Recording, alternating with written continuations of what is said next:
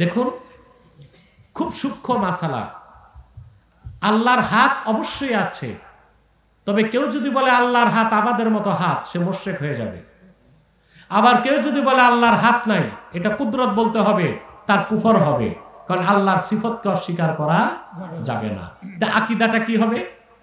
ইমামে আজম আবু হানিফা ব্যাখ্যা করেছেন সুন্দর, ফালাহু ওয়াজহুন লাইসা কা উজুহিনা ওয়ালাহু ইয়াদুন লাইসা কা আইদিনা ওয়ালাহু রিজলুন লাইসা কা আরজুলিনা। আমার আল্লাহর চেহারা আছে, আমাদের মতো চেহারা নয়। আমার আল্লাহর হাত আছে, আমাদের মতো হাত নয়। আমার আল্লাহর কদম আছে, আমাদের মতো কদম নয়। ফালাহু ইয়াদুন কামা ইয়ালিকু বিশানিহি। আল্লাহর হাত আছে ওই রকম, যে রকম হাত আল্লাহর থাকা দরকার আছে। দেখেন, একটা ছোট্ট উদাহরণ দিচ্ছি। এই সব কিছুর ঊর্ধ্বে আমার আল্লাহর হাত। সেটাকে যদি আমরা আমাদের 5 আঙ্গুলের বিশিষ্ট হাত যেমন ওই রকম হাত মনে করি, শিরক হবে। আবার যদি বলি হাত আছে বলা যাবে না, কুফর হবে। আমাদের কথা হচ্ছে আল্লাহ তাআলার হাত আছে। কথা বুঝতে পারছেন? ইয়াদুল্লাহি মা'লুম ওয়াল কাইফিয়াতু মাজহুল। আল্লাহর হাত আছে এই বিশ্বাস থাকতে হবে, কি রকম চিন্তাও করা যাবে না। সুবহানাল্লাহ। এই জন্য সকল আকারের স্রষ্টা আমার আল্লাহ নিরাকার। ওনার একটা সিফত হচ্ছে আজিজ। এবার আসেন, আজিজ অর্থ হচ্ছে পরাক্রমশালী। আল্লাহ 2টা সিফত উল্লেখ করছেন, একটা হচ্ছে আজিজ, আরেকটা কি? হামিদ। এখানে আজিজ অর্থের বাংলা হচ্ছে পরাক্রমশালী, কিন্তু অর্থটা অপরিপূর্ণ। আজিজ শব্দের ব্যাখ্যা করতে যে আল্লামা ফখরুদ্দিন রাজি লেখেন, আল্লাযী লা ইউজাদু লাহু মিসলুন। আকাশ ও জমিনে যার কোনো মেসাল নাই, দৃষ্টান্ত নাই, উদাহরণ নাই, তিনি হলেন আজিজ। তার মানে সকল আকারের স্রষ্টা আমার আল্লাহ নিরাকার। এটা আহলুস সুন্নাহ ওয়াল জামাতের বিশ্বাস। আল্লাহ আজিজ। আজিজ মানে আল্লাযী লা ইউজাদু লাহু মিসলুন, আকাশ ও জমিনে যার কোনো মেসাল নাই। ইমামে আকীদাটা মনে রাখবেন, মনে রাখবেন। আমি একটু ইবারতটা শোনাই দেই, তাহলে মুখস্থ থাকবে। ইমামে ফখরুদ্দিন রাজি লেখেন, قد أجمع العلماء من أمة محمد صلى الله عليه وسلم أن الله عز وجل منزه من الجسم।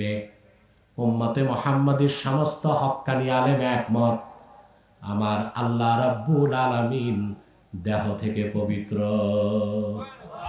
সকল আকারের স্রষ্টা আমার আল্লাহ নিরাকার। এখন বলতে পারেন আল্লাহর হাতের কথা না কোরআনে আছে, ইয়াদুল্লাহি ফাওকা আইদিহিম, হাত তো আছে, ঠিক না? চেহারার কথা আল্লাহ কোরআনে বলেছেন, আল্লাহর কদমের কথা এসেছে কোরআন হাদিসে, তা হাত তো আছে। দেখুন, খুব সূক্ষ্ম মাসালা। আল্লাহর হাত অবশ্যই আছে, তবে কেউ যদি বলে আল্লাহর হাত আমাদের মতো হাত, সে মুশরিক হয়ে যাবে। আবার কেউ যদি বলে আল্লাহর হাত নাই, এটা কুদরত বলতে হবে, তার কুফর হবে, কারণ আল্লাহর সিফতকে অস্বীকার করা যাবে না। আকীদাটা কি হবে? ইমামে আজম আবু হানিফা ব্যাখ্যা করেছেন সুন্দর, ফালাহু ওয়াজহুন লাইসা কা উজুহিনা ওয়ালাহু ইয়াদুন লাইসা কা আইদিনা ওয়ালাহু রিজলুন লাইসা কা আরজুলিনা। আমার আল্লাহর চেহারা আছে, আমাদের মতো চেহারা নয়। আমার আল্লাহর হাত আছে, আমাদের মতো হাত নয়। আমার আল্লাহর কদম আছে, আমাদের মতো কদম নয়। ফালাহু ইয়াদুন কামা ইয়ালিকু বিশানিহি। আল্লাহর হাত আছে ওই রকম, যে রকম হাত আল্লাহর থাকা দরকার আছে। দেখেন, একটা ছোট্ট উদাহরণ দিচ্ছি। এখানে আমি তো আসলে কোন দিক কি কুমিল্লায় জানি না, ওই আপনার টমসম কোন দিক? আচ্ছা আচ্ছা, টাউন হল কোন দিক? এই দিকে। ওখানে আপনার ওই যে সন্ত্রাসীদের নাম যে রকম হয়, একটা উদাহরণ দিচ্ছি, হকি স্টিক বল্টু জুতা পিন্টুর মাথা ফাটাই দিচ্ছে। এখন ওখানে কথা উঠছে, আরে এখানে আব্বাসির হাত আছে। আব্বাসির, এখন আমার হাত কি লম্বা হয়ে টাউন হলে গেছে? এই হাত মানে কি আমার মেকানিজম এখানে কাজ করছে। আমি হকি স্টিক বল্টুরে বলছি জুতা পিন্টুর মাথা ফাটাও, ঠিক না?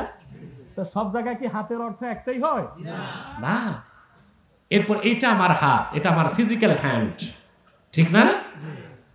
এই সব কিছুর ঊর্ধ্বে আমার আল্লাহর হাত। সেটাকে যদি আমরা আমাদের 5 আঙ্গুলের বিশিষ্ট হাত যেমন ওই রকম হাত মনে করি, শিরক হবে। আবার যদি বলি হাত আছে বলা যাবে না, কুফর হবে। আমাদের কথা হচ্ছে আল্লাহ তাআলার হাত আছে, কথা বুঝতে পারছেন? ইয়াদুল্লাহি মা'লুম ওয়াল কাইফিয়াতু মাজহুল। আল্লাহর হাত আছে এই বিশ্বাস থাকতে হবে, কি রকম চিন্তাও করা যাবে না। সুবহানাল্লাহ। এই জন্য সকল আকারের স্রষ্টা আমার আল্লাহ নিরাকার। ওনার একটা সিফত হচ্ছে আজিজ। কথাগুলো বুঝতেছেন? আজিজ শব্দের আল্লাহর একটা প্রিয় নাম আজিজ। আমি একটা আমল দিব, কথা বলে না। আপনাদের অনেকের মনের আশা পূরণ হয় না, অবৈধ না, বৈধ আস। আপনি চলে যাবেন রে, ঠিক আছে। অনেকে আছে না মেয়েকে পছন্দ করে, কথা বলে। এখন কোন মেয়েকে বিয়ের আগে কি ভালোবাসা জায়েজ আছে? কথা বলে না। আমাদের দেশে কিছু মৌলভী সাহেব বাইর হয়েছে, সব হারামকে জায়েজ করার চেষ্টা চলতেছে। যেমন বলে হালাল ভালোবাসা, বিয়ের আগে আবার ভালোবাসা হালাল হয় কেমন করে? কথা বলে না। হালাল হইতে পারে? বিয়ের আগে ভালোবাসা হালাল হয়? হতে পারে? কোন ব্যাংকিং এর সুদ থাকলে ওটারে হালাল বানানো যাবে? কথা বলে না। আমরা অনেক সময় হারামগুলোকে ব্যবসা করার জন্য হালাল বলার চেষ্টা করি। আল্লাহ তাআলা এইরকম গুমরাহি থেকে আমাদেরকে রক্ষা করুন, বলুন আল্লাহুম্মা আমিন।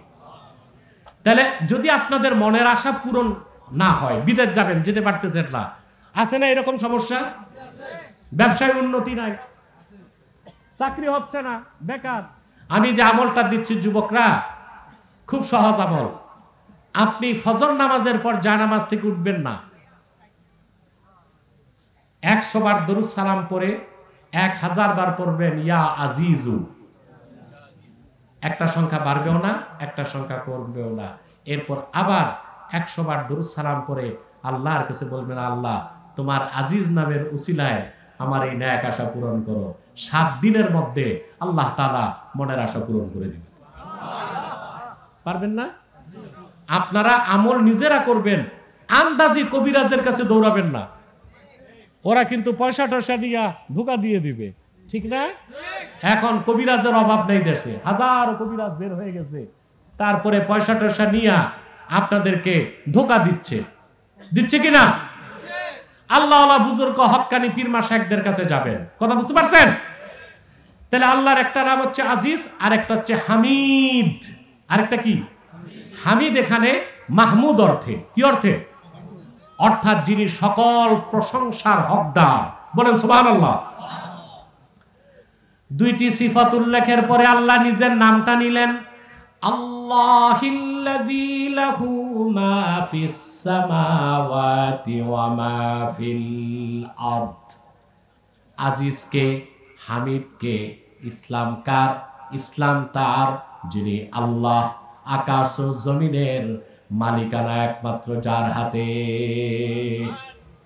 আকাশ ও জমিনের মালিকানা কার? আমরা যারা কোরআনের রাজনীতি বিশ্বাস করি, আমাদের কনসেপ্ট, আর যারা গণতন্ত্রে বিশ্বাসী তাদের কনসেপ্টের পার্থক্য এখানেই। গণতন্ত্র পূজারীরা মনে করে সার্বভৌমত্বের মালিক জনগণ, আর আমরা বলি সার্বভৌমত্বের মালিক সুবহানাল্লাহ। সার্বভৌমত্বের মালিক কে? আর যারা ডেমোক্রেট, মোস্ট ডেমোক্রেট, অতিমাত্রায় গণতান্ত্রিক, গণতন্ত্রকে যারা ধর্ম হিসেবে গ্রহণ করেছে,